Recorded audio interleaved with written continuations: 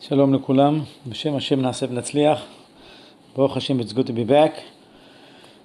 Rosh Hashanah, that's it. Rosh Hashanah, a new year. May Hashem will help us, Be'ezrat Hashem, for the new year to do a lot of many classes, Be'ezrat Hashem. שיהיה בהצלחה לכולנו, we should all be success, ממש מצליח, ברוחניוס, בגשמיוס, everything בעזרת השם. A few days before Rosh Hashanah, רבותיי, and we have to prepare ourselves to Rosh Hashanah. And last year and the year before, we already spoke about the simanim and everything. Today, I want to talk about mamash. This is the last Shabbat of the year, so of course, try your best. This Shabbat, you can fix all the Shabbatot of the whole year. Try to read. If you can finish Sefer Tehillim, of course, is much better. If you can't finish Sefer Tehillim on Shabbat, so start today. Start today, tomorrow, and then Shabbat, finish the book. So it'll be easier for you. But at least don't make the Shabbat a regular Shabbat. It has to be something more special, and definitely I'm not talking about Chaz v'Shalom, arguing in a house or fighting or anything like it. Make it more special, make it more kadosh, less sleeping, more learning. It's the last Shabbat. Make it more chashuv Shabbat, Be'ezrat Hashem. One of the questions that we spoke about a lot this year, and I want to end the last class of this year with this topic. למה זה מגיע לריבונו של עולם? Famous question. Everybody is asking many times, Hashem, why me? Why you did it to me? Why I deserve? I'm doing so much, and I'm reading Tehillim in the group or not with the group, and I'm giving tzedakot as much as I can, and I'm helping people. I'm doing so much chesed. Why, Hakadosh Baruch Hu? Why I have to go through this? I want you to help me. More I'm doing for you, Hashem. Be with me. Help me. Make my life easier. Why I'm going through this? And this question came so many times. Some every day, some once a week, some every month, but always this question comes, and people feel like, Chas v'shalom, Hashem, it's not fair. And we need to know that Ribono Shel Olam, with all what I'm doing for you, does He give you the right to ask God why?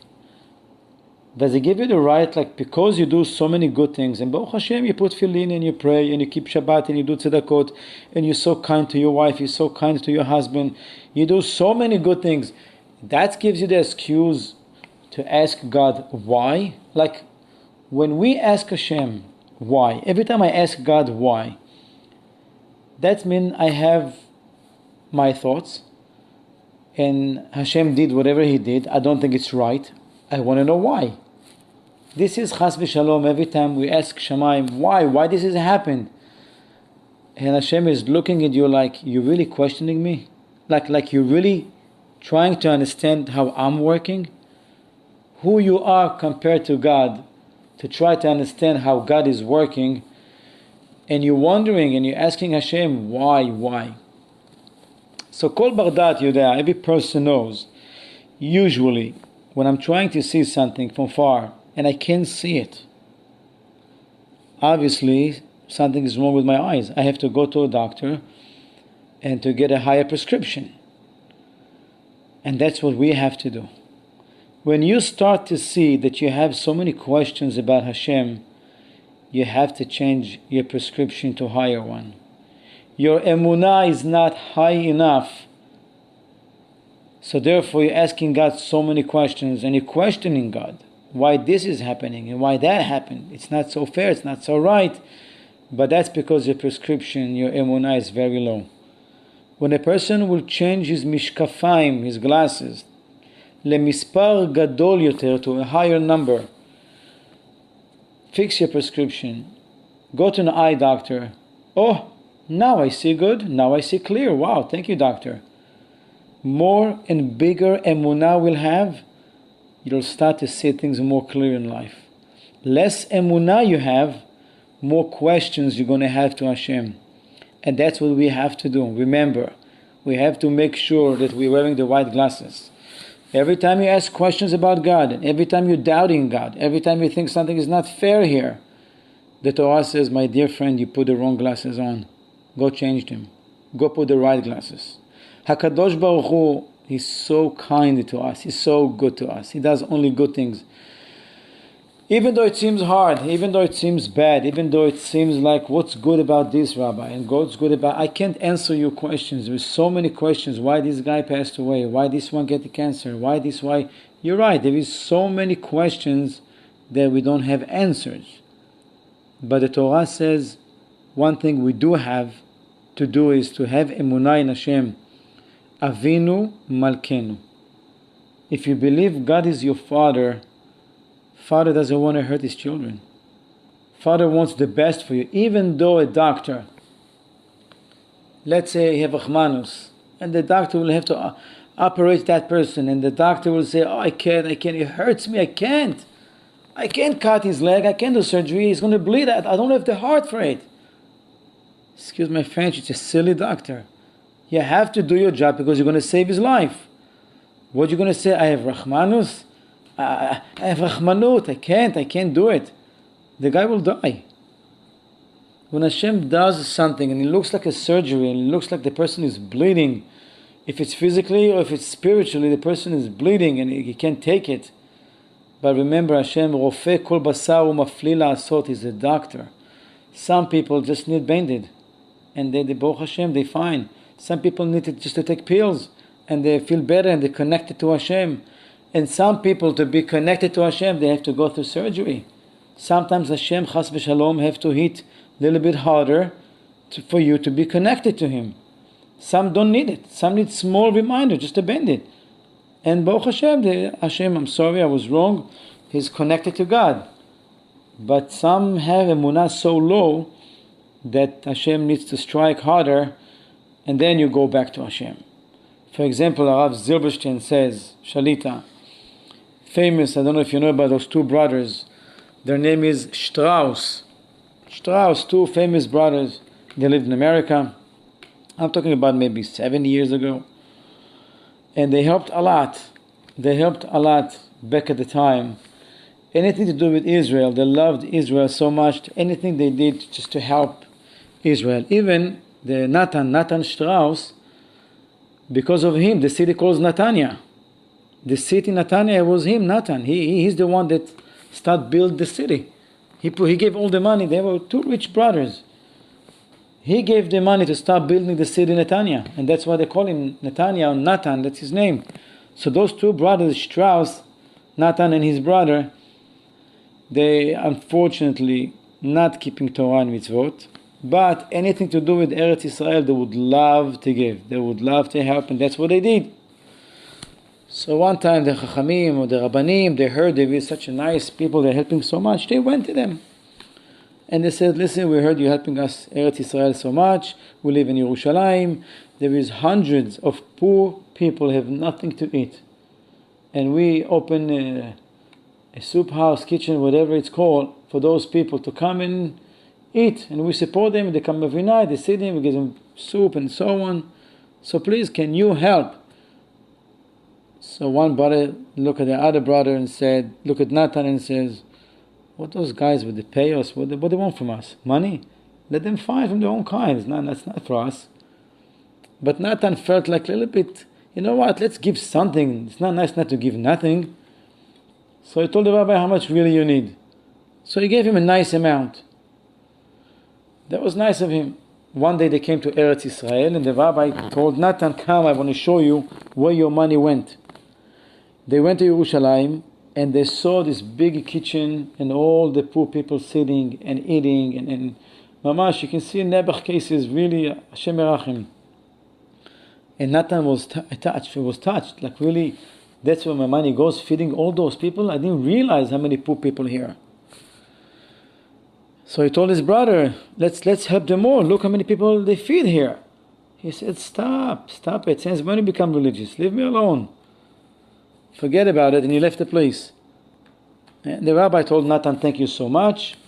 And they both left the place. As they're leaving that place, Nathan missed one step, fall down and broke his leg. Right away they rushed him to the hospital, screaming and yelling from pain, so much pain. And his brother looked at him and says, that's the gift God gave you, for feeding his children. I'm very happy you donate this place. Look the thank you got from God, from feeding these people, and now you're in a hospital, broke your leg. I'm going back to America. I have business to run. I'll come back later. But Nathan, even though he wasn't religious, but yet, it happened. But he really didn't regret for helping those poor people. He felt so bad they have nothing else to eat. So his brother took the boat back at the time to go back to America. ולאחר מספר קילומטרים בלבד מחופי הארץ, only a few miles away from the port of Israel, האונייה טבעה, the boat sunk, and whoever was on that boat, זיכרונו לברכה, include his brother. And now Nathan said, when God broke my leg, he broke my leg, and I was thinking about what my brother said. Look how much good things you're doing. Look how much tzedakah you give. Look how generous you are. Look how much chesed. And God broke your leg? That's what I deserve? Why, Hashem? Why? But Nathan says, now I know why. I had so many questions to God. I feed so many poor people. So many people have nothing to eat. I feed them for my money. And that's how you thank me? You break my leg? But now I see, Hashem, you broke my leg, so I'll be in a hospital. So I won't be on that boat. Otherwise, I'd be dead also. And this is a small example from millions of stories that we ask Hashem so many questions, why and how come. But really, the whole life is like this. God knows the future. And now this guy, his leg broke. But Hashem knew because the boat's going to sink and everybody will die there. And that's what happened to us. We're asking many questions. And many times we even, chas v'shalom, question, is there is a reward really for all what we're doing? והתורה מבטיחה שיש שכר. The Torah promise. אבל מי יתחייב לך מיד? Who says? Where it says in the Torah, the second you do mitzvah, boom, on the spot, God pays you. Right on the spot. You do chesed, Hashem pays you on the spot. You do good mitzvot, Hashem pays you on the spot. מי אמר באותו רגע מיד? Who said that? ייתכן שהקדוש ברוך הוא, Hashem, how many times you do so many mitzvot and chasadim, ומשלם לילדים שלך? Why your kids successful? Why your kids in college? Why your kids doing so good? Why your kids are blessed? Why your children this and it's all your mitzvot, all your children, whatever the success, whatever, it's all you. All the tehillim you're reading, all the chasadim you're doing, all the mitzvot you're reading, all what you're doing, Hashem save it and give it to your children. And they have it good. And you're asking yourself, why God, why you do it to me? And Hashem says, I don't have to pay you now. Maybe I can pay you after 120 for what you're doing. But your children definitely benefiting what you're doing. Your wife benefit all the mitzvot you're doing. Your husband benefit all the mitzvot you're doing. Who says Hashem have to pay you now? ככה לאדם לדעת, a person need to know, במציאות, in the reality, העונש לא היה עונש. Hashem broke his leg. What a punishment is that? And Nathan says, עונש? זה השכר הכי גדול. The biggest reward God gave me that he broke my leg so I'll miss the boat.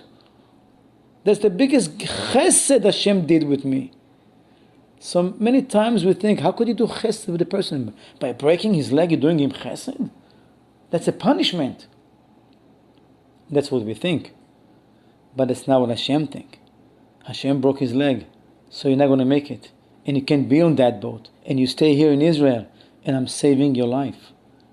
And many times we're wondering and we're questioning and this and that and how come and so many things. But really, Morai v'Rabotai, let's start a new year to work on the emunah. Instead of promising God so much, I'm going to do so much this year, I'm going to be so good, I'm going to do this and I'm going to do that, and I'm going to... Don't promise Hashem so much this year. Work on your emunah in Hashem. Let's try, first of all, have faith in Hashem. When we come to Rosh Hashanah and we say, Avinu Malkenu, you know what? That's it. I take upon myself the emunah shlema, you're my father. That's it. Whatever you do, you're the father, you know the best. Sorry that I questioned you so many times this year, and I doubt, and I says, why this and why that, like I know any better. Hashem, I'm sorry. I want to start a new year with you, thinking, believing, trying to work on it with all my heart. Hashem, whatever you do is 100% right. It's 100%, this is the right thing. This is what's supposed to be done. Who am I to question you, Hashem? When we come with such an approach to Rosh Hashanah, to tell Hashem, you're the king. You are the king. This is Rosh Hashanah. Why we blow the shofar? Mamlichim ta kadosh baruch Hu. Hashem, you're the king now. Lahavdil, lahavdil. Like a human being a king, that he comes and the whole trumpet and the whole people come before the king arrive, all those with the motorcycles and cars and chatzotzot and they blow the shofar, whatever they blow, till the king arrived. Lahavdil kadosh baruch Hu, Rosh Hashanah, we blow the shofar. Hashem, I accept upon myself, you're the king. No matter what you do, I know you do only good. And that's what I'm going to work on this year. And if we will do it, Be'ezrat Hashem, we'll start the year the right way. Hashem will give us Shana Tova Umevorechet. Amen. Ken Yeh Ratzon.